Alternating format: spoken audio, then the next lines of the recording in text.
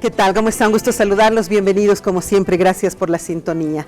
Estamos saliendo por Radio Carlos Palenque, AM 1200, en vivo y directo, y por nuestro canal de televisión a partir de las 13:30 y en la noche a las 10 de la noche, qué verdad, no sé ni a qué hora sale mi programa. Estamos confundidos, acongojados y muy preocupados. Ayer ha sido un día muy particular para nosotros los bolivianos. La Haya ha dado su veredicto y su veredicto ha sido absolutamente adverso a nosotros. ¿Qué se dice a partir de ese momento? Claro, necesito yo tener la presencia el día de hoy de hombres que tienen la percepción y la perspectiva suficiente para hacer un análisis. Voy a dar la más cordial bienvenida a mis invitados y quiero además celebrar el hecho de que muchos medios de comunicación han entrado en la línea de Palenque TV de conformar un equipo de analistas para que reflexione sobre las temáticas. Eso nos enriquece como contenido y nos enriquece como sociedad. Celebro que lo estén haciendo constantemente y creo que esa será la única forma de que reflexionemos nuestras temáticas pendientes. Doy la cordial bienvenida al general que muy temprano ha estado acá con nosotros. Gracias por estar, Luis Fernando Alcázar, general, catedrático e historiador. Mi querido general, ¿cómo está? Gusto de tenerlo en el programa. Muchas gracias, el gusto es mío, Verónica, siempre a las órdenes. ¿Cómo se siente ahorita? Compartir con Pablito y con nuestro Igualmente. Gran amigo, el doctor. ¿Cómo se Chávez. Siente, por favor? Indudablemente acongojado, Ajá. indudablemente acongojado. Debemos asumir la realidad de que el golpe ha sido muy duro, ha lesionado lo más profundo de nuestro patriotismo, pero obviamente no decepcionado, con optimismo, sabiendo que tenemos que seguir luchando, pero no debemos dejar de leer la realidad. Okay. Y peor todavía intentar camuflarla. La realidad es una sola y sobre eso tenemos que trabajar. Vamos a hablar de eso. Mucho gusto, gracias por tenerlo acá como siempre, nuestro doctor Víctor Hugo Chávez, historiador también. El doctor ha trabajado este concepto desde cuando estábamos en el Parlamento juntos, doctor. El doctor Chávez era mi asesor en el Parlamento. ¿Y qué año hemos presentado ese libro usted en la comisión que yo presidía? El 2000. 14 de febrero de 2000, proyecto de demanda marítima. Que usted también en otros momentos en los que lo he tenido en el programa y hemos hablado de esto, estaba absolutamente escéptico de lo que iba a suceder. ¿Quién diría que el tiempo le iba a dar la razón, doctor Chávez? Estamos sí, pero todos acongojados, porque el tema no era tener la razón, se los dije, el tema es que teníamos una esperanza bien cifrada. Han habido exposiciones muy importantes, hemos creído que era de verdad lo que han expuesto nuestros abogados internacionales, pero ayer la Corte ha desgajado que no es solamente hablar en los alegatos, sino probar, y en la probanza, en los documentos, pues no habíamos presentado lo suficiente. Ay, doctor. Bueno, pero igual puede decirnos, se los dije, díganos, doctor. Bueno, se los dije. Se los dije, eso, nos lo dijo. Y todos, ay, no, ¿para qué dice el Chávez? ¿Qué está diciendo? En fin, yo insistía en traerlo acá al programa para que nos haga esa reflexión. Bienvenido, Pablo Michel, historiador, también documentalista. ¿Cómo estás, Pablo? ¿Cómo te sientes?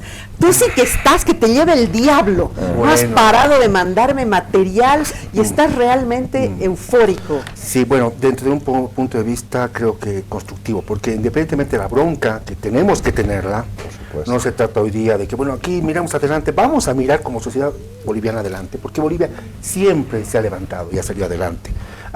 Bolivia sabe lo que es perder guerras, sabe lo que es ganar guerras también, sabe lo que es perder territorio, sabe también lo que es ganar. Y Bolivia... ¿Hemos ganado algún territorio en la historia? Por supuesto que sí. Y eso sería importante también que lo hablemos, porque nosotros nos hemos cultivado con la visión derrotista.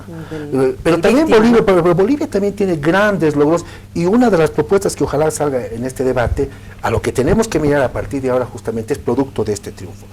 Creo que todos los bolivianos tenemos todo el derecho de tener ahora nuestro proceso de luto, porque yo ayer lo dije en un medio de comunicación y lo sostengo, y creo que lo voy a sostener ahora con más basamento.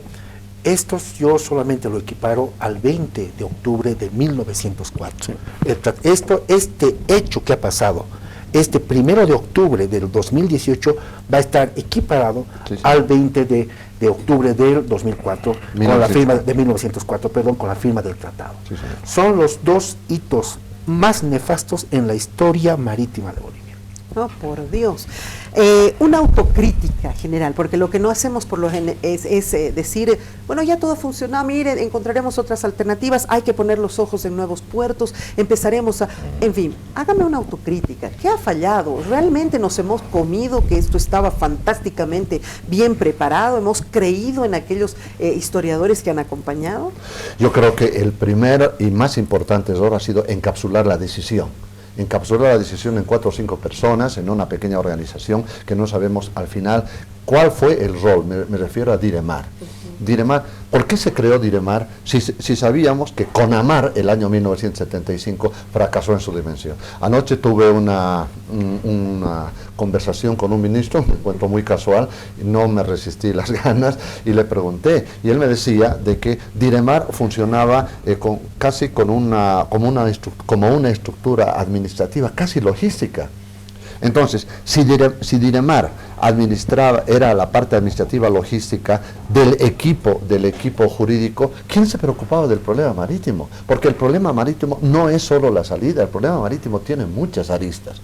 Primera cosa, primer gravísimo error. Segundo error, la lectura histórica, Verónica. Había que leer la historia. ¿Por qué solamente hemos presentado 8 alegatos? 28 presidentes de Chile han tenido una relación directa con problemas territoriales con Chile, de los cuales, de los 28, 27, porque el primero estuvo en el tema de Pau Carpata, no tiene nada que ver con el problema marítimo, ¿no? Era con la Confederación, pero el resto de los 27 presidentes tuvieron 92 posiciones respecto a Bolivia. De esas 92 posiciones, 36 posiciones eran ofrecimientos de diálogo. 36. Pero lo que la Corte dijo, mi general, es que al final no importa cuántas veces hayan dialogado sobre el tema, nunca se llegó a nada. Es como que lo hemos dejado diluirse y así hubiéramos presentado 20 o 40 o 60. Si hubiéramos leído la historia, sí, hubiéramos con seguridad estructurado nuestra propuesta y justificado, es decir, por qué en esta oportunidad. Hay una extraña situación si hacemos un análisis comparativo del fallo del problema entre Dinamarca y Noruega, perdón, entre Dinamarca y Noruega, cuando el ministro Ilheim solo hizo una declaración, no había documento escrito, no había nada. Y eso ya sentó precedente. Solamente esa declaración obligó a su gobierno a reconocer. Solamente ¿Cómo esa puede declaración. ser que en esta ocasión no suceda aquello? Esa es la gran duda, Verónica, y ahora una gran parte de los analistas están acudiendo al tercer elemento. Ese es un segundo elemento que yo le presento como error. El tercer elemento, lobby. Sí, lobby. Es determinante el lobby. No hemos tenido lobby con el Perú, no hemos tenido lobby con las organizaciones internacionales, etcétera. Hemos tenido lobby con Estados Unidos, pero para irlo a gritonear y a maltratar y a decirle. Y permíteme terminar con esto. Esa lectura de esos 3 escenarios nos dan un resultado: falta de planificación estratégica. No hemos determinado objetivos claros, no hemos determinado. Yo insisto en que no tenemos políticas de Estado. Decimos que tenemos, pero en realidad en el concepto contemporáneo de lo que constituye una política de Estado no la tenemos. Pero a ver, tres elementos: lobby, historia y el primero era el primero que se refiere la lectura histórica, la lectura de la historia, y segundo, el último es la falta de planificación estratégica. Doctor Chávez. No, en realidad encuentro que el error parte de inicio. El error es plantear una demanda de negociación presumiendo que las propuestas se convierten en obligaciones. Entonces dijimos... Exacto, eso es lo que han dicho los miembros de la Corte. Claro, las ofertas no son obligaciones, son ofertas. Y cuando hemos perdido en realidad este proceso, aunque no lo hemos sentido y nos lanzaban tomates por todo lado, o nos criticaban, y me criticaban por esto. Mira, al finalizar los alegatos del 24 de septiembre de 2015, la lectura de la sentencia de admisión, que fue todo un alboroto en Bolivia, se dijo, y hemos ganado más de la mitad de la demanda, el resto es completarla. Sí. Y una pregunta de algunos de los jueces que decía, indique Bolivia, ¿cuál es el documento por el cual se ha concluido una negociación en que Chile se obligue a negociar un acceso soberano al mar y qué entienden por acceso soberano? Eso preguntaron, tienes razón. Al día siguiente, a la noche siguiente, apareció una señora en un canal de Bolivia, claro, decía ser, no sé si la hija o la nieta del último embajador de Bolivia, Alejandro Viola. ¿Y sabe qué dijo? Adalberto Viola. Dijo, tengo encontrado, removiendo las petacas, he encontrado esta valiosa documentación que la voy a remitir a las autoridades competentes. Exhibe una de ellas, creo que era John Arandi el que la entrevistaba. Y mostraba el documento y hizo un acercamiento a la cámara, de las que ustedes saben bien, ¡pap! Y decía, copia legalizada Diremar. Y la pregunta es, inmediatamente la reacción, soy abogado de litis. No, esto ya era de la Diremar. Lo están exponiendo como si tuviéramos el documento. Ayer, ¿qué dijo la Corte? Y Bolivia no ha presentado prueba de que se haya concluido ninguno de los actos. ¿Por qué se ha hecho ese teatro? Ahí ya habríamos perdido y seguramente se tenía internamente el conocimiento de que no había esa obligación concluida. La Corte ha sido brutalmente formal en el tema de decisión. No ha permitido el concepto de interpretación, modernas teorías. No ha visto la edad de los jueces, promedian los 65, 70 años. Son personas conservadoras y mal le podíamos haber ido con una propuesta de interpretar tratados, crear una nueva línea en el derecho. Nos han dado como una guerra. Sí. Uy, Dios, entonces realmente hemos cometido serios errores. Nos hemos confiado. Con la autocrítica, por favor. Bueno, dentro de esa misma línea yo rescato otros elementos. No soy jurista, ni mucho menos, no soy abogado, pero he podido ya estudiar unas 3, 4 veces, ya tengo ya la traducción. Quiero la traducción en inglés todavía porque es necesario ver alguna terminología.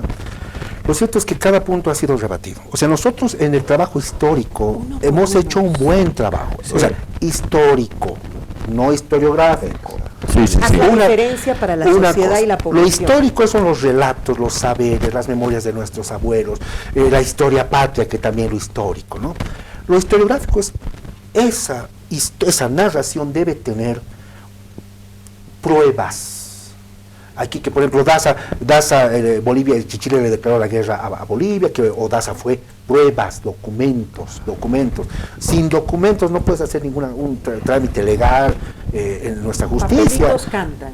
Y en la historia es exactamente lo mismo. Una cosa, vuelvo a decir, la historia patria, claro. Los himnos, inclusive, ¿no? El folclorismo, que obvio, eso pasa en todos los países, no solamente en Bolivia.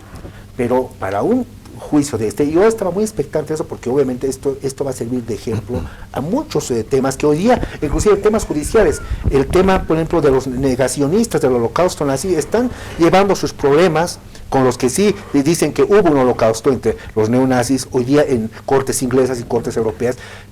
Temas históricos se están dilucidando. Solo la historia, pero no la historiografía. O sea, no hemos mostrado pruebas, solamente hemos contado esa realidad que había. Según lo que uno ve en el fallo, no hay documentos que avalen que hubo una negociación, 1950 que era nuestra punta de lanza, y 1975. Justamente estábamos aquí con Víctor Hugo, estamos con Luis Fernando, justamente en otro canal, escuchando esto para hacer un análisis, veíamos las caras, ¿no? Nos veíamos las caras. 1950, listo. Sí. 1976, listo, chao. Porque esas eran nuestras dos opciones más importantes. Los de 1920 teníamos alguna ambigüedad. Pero lo cierto es que es demoledor y esto, ahora voy a hablar en el tema jurídico, vuelvo a decir, no soy abogado, pero voy a hacer una interpretación desde el punto de vista de lo que pasa en nuestro contexto mundial y el famoso progresismo al cual hoy día nos reverenciamos a lo progresista y lo progre, que tampoco, dicho sea de paso, no es esta vez la solución.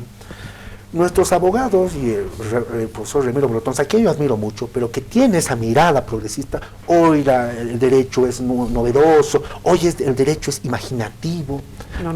El fallo de ayer, los miembros de la Corte no. El fallo de ayer ha demostrado que la línea del derecho internacional sigue siendo la línea del derecho internacional clásico y no va a cambiar eso.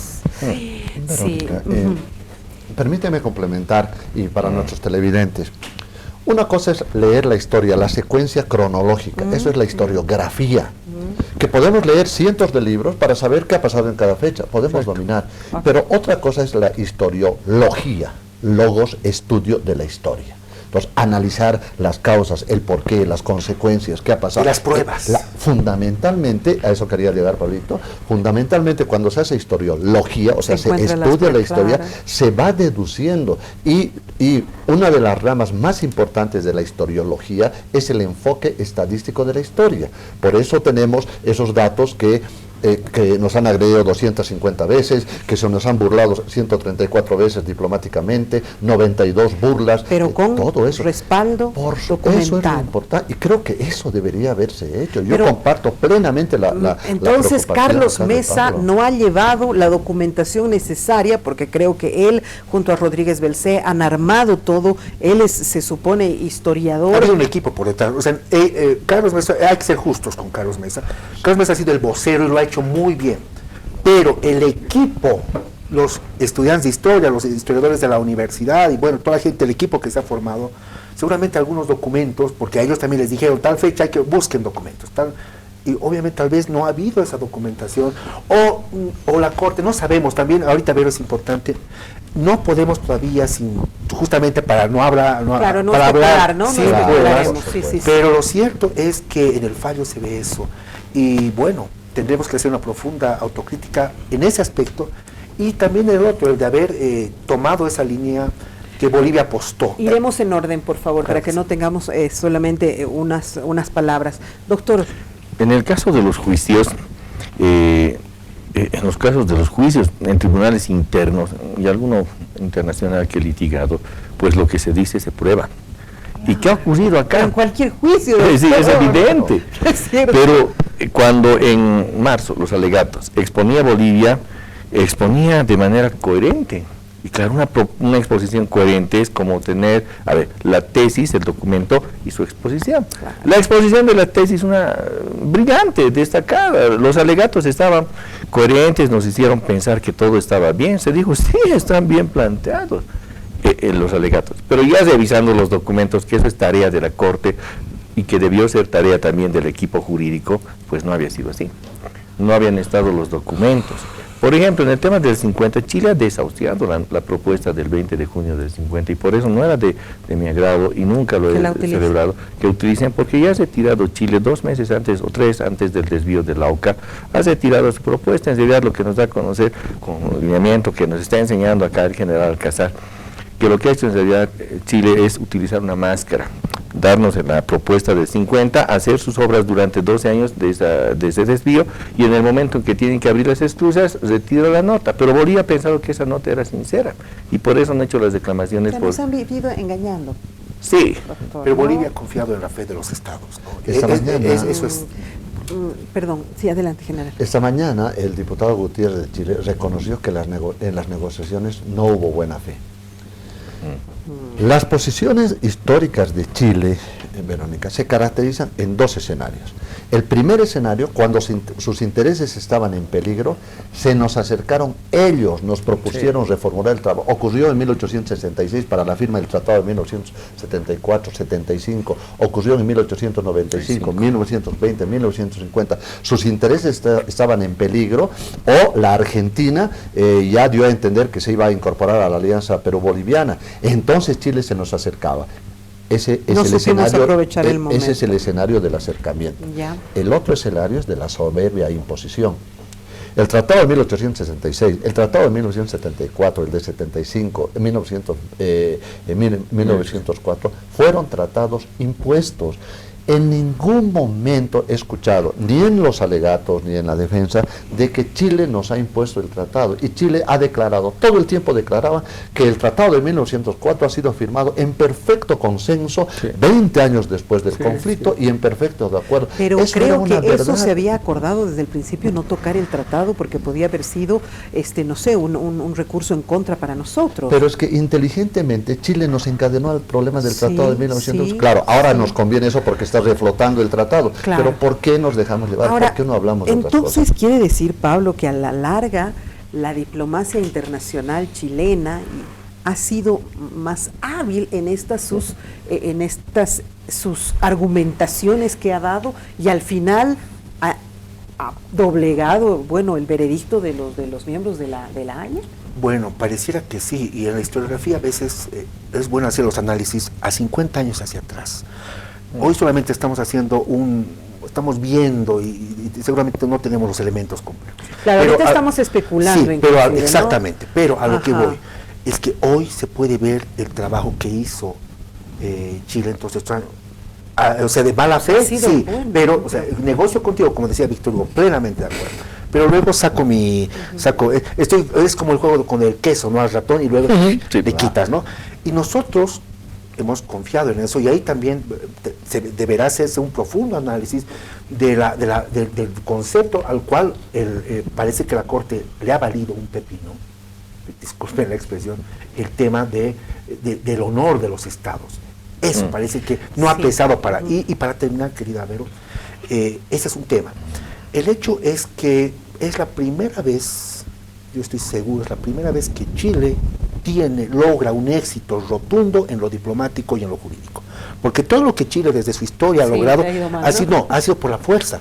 Ha ganado guerras, ha invadido por la fuerza. Pero también la última determinación de la Haya de quitarle las millas marítimas ha sido... Y es por primera vez en la historia de Chile que Chile, no solamente ante su pueblo, ante el mundo, se está legalizando. Lo que ha pasado ayer es que la usurpación de la guerra del Pacífico, se ha legalizado. ¿Qué más podemos decir? Yo me acuerdo que hace años el doctor Chávez, años sí, porque esto ha pasado ya un par de años, repetía que teníamos otras instancias. Yo le preguntaba, ¿y qué pasa si esto no funciona? Porque al principio todos teníamos la claridad, después nos hemos todos confundido y nos hemos dejado llevar por esas emociones, ¿no es cierto? El ser humano es así, pero en principio le preguntaba, ¿y qué pasa si no hay esta opción? Si nos dicen no, si sale en contra, adversa. Sucedió, y usted me daba en ese momento otras alternativas, doctor. ¿Todavía las tenemos? Formalmente hay. Hay la posibilidad de acudir al arbitraje. Aquí en la mesa tenemos una información que el Colegio de Abogados también indica eso. Pero eso es lo formal. Tenemos la posibilidad de acudir a un arbitraje en mérito al Tratado de 1904 ante la Corte Permanente de Arbitraje de La Haya, a la cual Chile ya se ha venido a aceptar estar en un arbitraje. Entonces se tendrán que diseñar los puntos de arbitraje, pero nunca va a contradecir a lo que ha dicho la Corte, ¿no? Bueno, pues no va a establecer, no se pide en el arbitraje que se negocie. En el arbitraje se ven puntos de consistencia o inconsistencia de los tratados. Y ahí tenemos que Bolivia y Chile no han definido lo que siempre decimos, el paralelo 24 y 23, y las islas y el mar, la utilización de 140 años. Alguien nos decía, no, pero eso es muy viejo de hacerlo. Se puede hacer, hay un montón de fallos que ha emitido la Corte de Arbitraje, pero eso es lo formal, les repito. En este momento la herida es demasiado dura y no puede ser que nos lancemos, bueno, hemos perdido un juicio a otro juicio. No, tiene que diseñarse una estrategia compacta que incluya principalmente el componente económico y geopolítico. Bolivia tiene que ver, ahora sí que en realidad, hacia el oriente, tiene que ver a los puertos. Espéreme, porque ahí vamos a ver las opciones que tenemos de aquí en adelante. Ya he cumplido el tiempo de esta primera media hora, permítame hacer una muy breve pausa, regresamos inmediatamente después de cumplir con los auspiciadores.